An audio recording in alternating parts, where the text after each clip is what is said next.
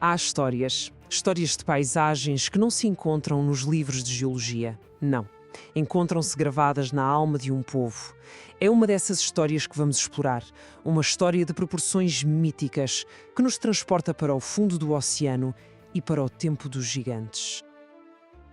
Quando olhamos para a serenidade da Ria Formosa, para aquelas ilhas barreira que protegem a costa do Algarve, o que vemos?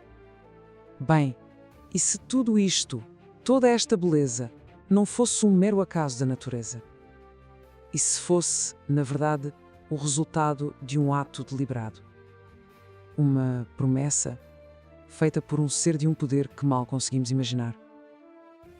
Pois bem, para percebermos a obra, temos de conhecer o seu arquiteto.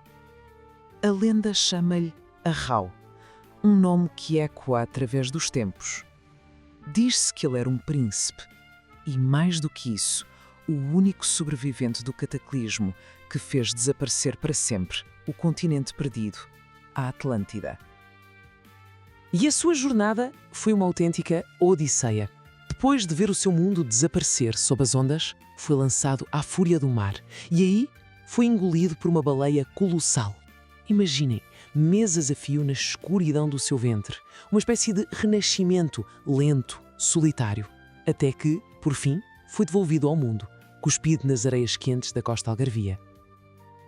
Mas, ao acordar naquela nova terra, a Raul não encontrou apenas um simples refúgio.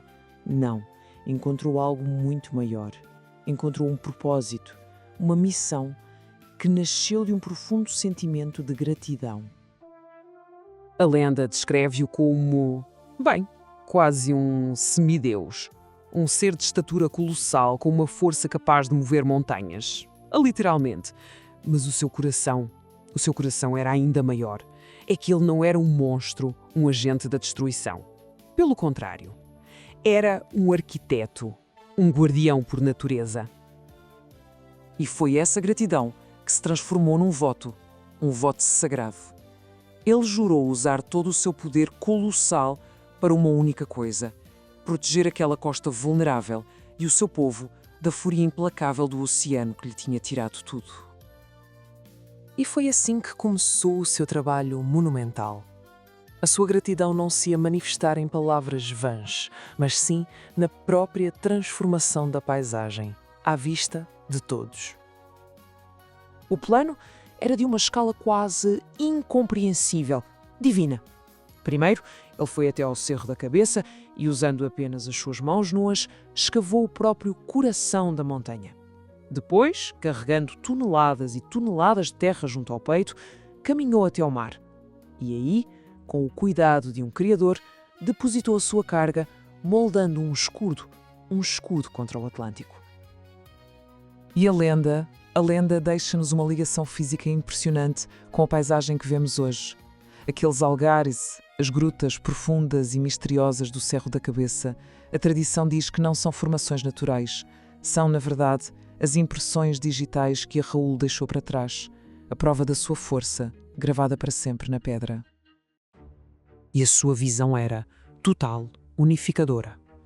Para o gigante Arrau não havia fronteiras, não havia as divisões administrativas que conhecemos hoje entre Olhão, Faro ou Tavira. Não. Ele criou um único e contínuo cordão dunar. Um sistema de proteção, um abraço de areia para abrigar toda aquela costa de uma ponta à outra. Claro que este ato de proteção teve uma consequência magnífica. Ao erguer aquela barreira, Arrau, sem saber, deu à luz a Ria Formosa. Um refúgio de águas calmas, um santuário onde a vida marinha pôde florescer e, assim, sustentar as mesmas gentes que ele tinha jurado proteger. Mas o legado de Arrau não ficou pela terra que ele moldou. Não. Foi muito mais fundo. A sua essência acabou por se fundir com a própria identidade daquele povo.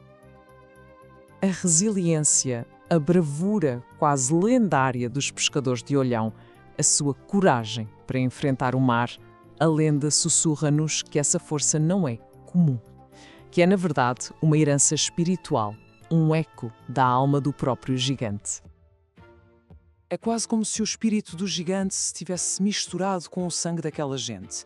Como se a sua coragem, a coragem por quem enfrentou o fim de um mundo, tivesse sido transmitida, geração em geração, àqueles que todos os dias enfrentam o oceano. E no fim, quando o seu trabalho estava finalmente terminado, o gigante não foi embora. Ele não morreu, não da forma que entendemos. Ele transmutou-se. Exausto, o seu corpo imenso fundiu-se com a sua própria criação. Diz-se que a sua respiração se tornou o ritmo das marés e a sua alma a essência da ria. Ele tornou-se a paisagem. Então, fica a pergunta. Como é que esta lenda tão ancestral coexiste com o que sabemos hoje, com a ciência?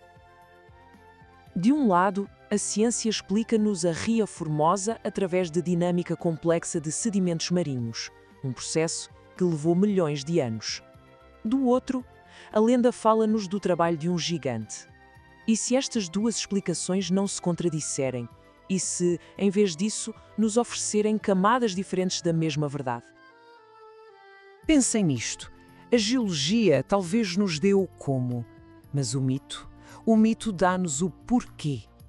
É um mito que transforma uma simples formação geográfica na herança sagrada de um povo, que dá uma alma à paisagem e um propósito à sua beleza. É, se quisermos, a verdade poética daquela região.